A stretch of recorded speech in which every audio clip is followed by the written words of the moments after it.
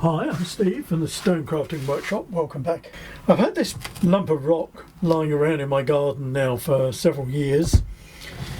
I picked it up somewhere along the way and I'm not sure where. What I do know about it is that it's an amazingly hard bit of rock. At some stage I tried to drill this with a diamond core drill as a candle holder. I thought it would be a good idea, but I actually gave up. And I've drilled all sorts of things and I can't remember ever actually giving up. So this is really hard. How hard is it? Well, I can't scratch it at all with a knife, a pen knife. It's not even beginning to scratch it. I've got a piece of quartz here and you can just scratch it with quartz, look. So it's pretty hard stuff, but it's quite pretty. It's got this lovely red veining running through it, very fine red veining running through it. I don't know what it is. I'm not a geologist. I'm not great on that side of things. I will try and look through the books and see if I can identify it.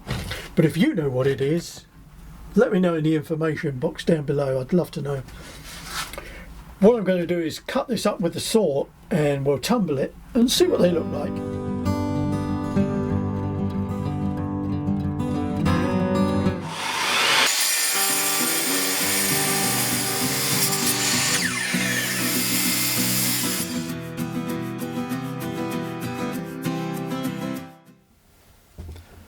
So this is my barrel of these cream and red stones. They've just finished the polishing stage. In the last couple of stages I've added other stones in here to bulk them up. So there's some quite nice contrasting stones in here. It'd be quite interesting to see the difference. So here we are. I've washed them all out and put them out on the thing here and dried them. Importantly, I've dried them, so the gloss you can see on them is actually the natural polish coming from the tumbler, not water. And what an interesting lot this is. Before we go any further, let me explain. I run a system that I call my yogurt pot system, and I have lots of yogurt pots like this, and this one says polishing beads. And I keep things in pots. I keep stones, I keep the plastic beads in pots. So what happens is that if at the end of a tumble I've got stones that haven't polished very well, they'll go into one of my pots and with the aim of repolishing them, putting them in on another tumbling load. And that's what happened on this. On the polishing stage, I was a bit low on these stones. They'd shrunk down and I needed to make up the bulk. So I did that in three ways. First of all, I found stones that hadn't got a polish that I wanted to get polished or get a better polish, and I put them in. And they include stones off of my beach and stones off of a Devon beach, and also some onyx marble. I've tried polishing onyx marble and failed. And I've just put a few of those in to see what would happen. And stones, as I say, that have failed to polish in earlier runs. And I also put in gravel, things like that, to make up the bulk. I pick out smooth stones that, and I reuse those over and over again. And I also put in plastic beads to make up the bulk, and also to soften the effect of the stones tumbling together. I'm finding that seems to work pretty well. So let's have a look closely, a bit closer, at what actually happened. Right, first of all, let's have a look at these. I don't know what this stone is. It was started out as a boulder and I chopped it up and polished it. And they've polished really quite well. They've got a lovely polish on it. But being a pale coloured stone, it doesn't show up that well, which is a shame because they have actually got a brilliant polish on them. And they've worked out really well. As I say, I don't know what this stone is. I've tried to identify it, and the nearest thing I can come up with is milky quartz. but I'm not sure about that, and if you know better, please let me know in the comments box below. But one of them in particular, where it cut across the red veining, and this red veining here and this piece here that looks like quartz has just the loveliest polish, and it's a beautiful colour. What an interesting little piece of rock that is. So they've done pretty well. I'm really pleased with those. I probably won't do them again simply because they don't look that spectacular. Let's compare them, the polish on them, with that one there, which is a piece of chalcedony, which is an agate type stone off of the beach. Look at the polish on that now. That had a very, very poor polish before. It was almost a matte finish. But look at that now. Stunning, isn't it? So let me tell you what I did with these before we go any further. I put all my, let's call them milky quartz for now, back into the barrel, a 3-pound barrel. I then loaded up a few stones that were beach stones, and they've picked up a new polish on them now. They've picked up a beautiful polish.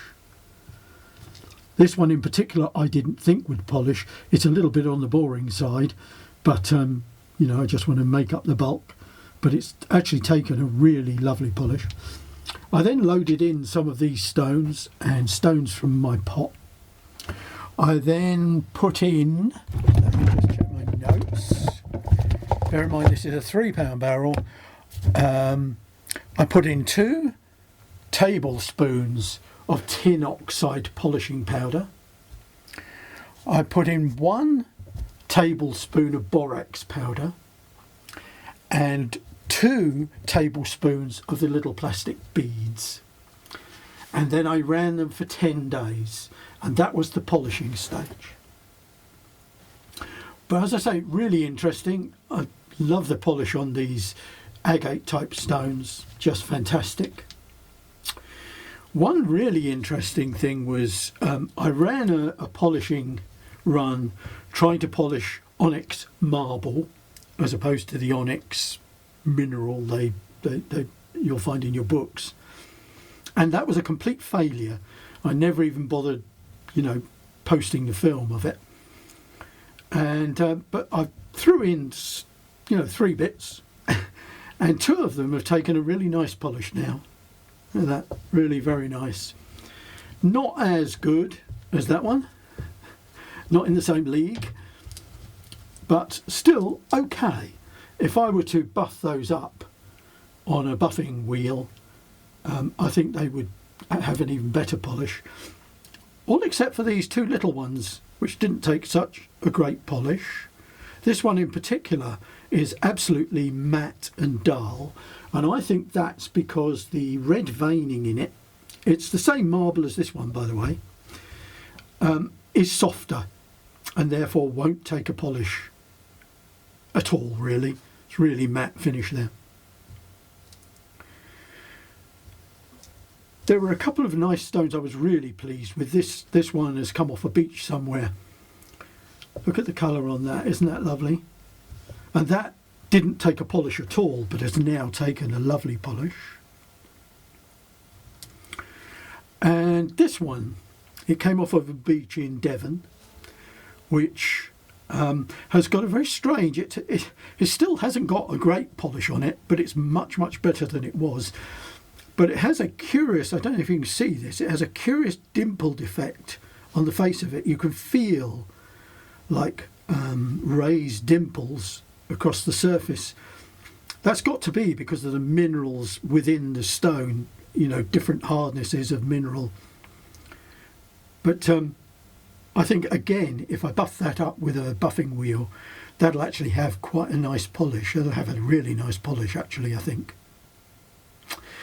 And then the last lot I wanted to show you was these 4 here were actually from the stones supplied with my very first rock tumbler, my National Geographic rock tumbler, and I never managed to get those to polish properly. But here, look at these, look, there's a bit of tiger's eye. Look what a gorgeous polish that's got on it. And this is Adventurine. Again, really glass-like polish. This little redstone I had no hopes for at all, because it never took a polish at all. And then there's this lovely little stone here, look at that. Again, glorious polish. So the lesson of this load, I think, is don't be frightened to experiment with different materials, and don't give up on the rocks that don't polish. Try them again. Use my yogurt pot system so that you've always got stones to put in at different stages to bulk up the stones in the barrel. So I hope you found that moderately interesting, and I hope it inspires you to persist with trying to polish your stones, because if at first you fail, try it again. So thank you for watching. If you found this useful, please give me a thumbs up, and if you like to see things about rock tumbling and rocks and stonework and that, please subscribe to the channel. Thank you for watching.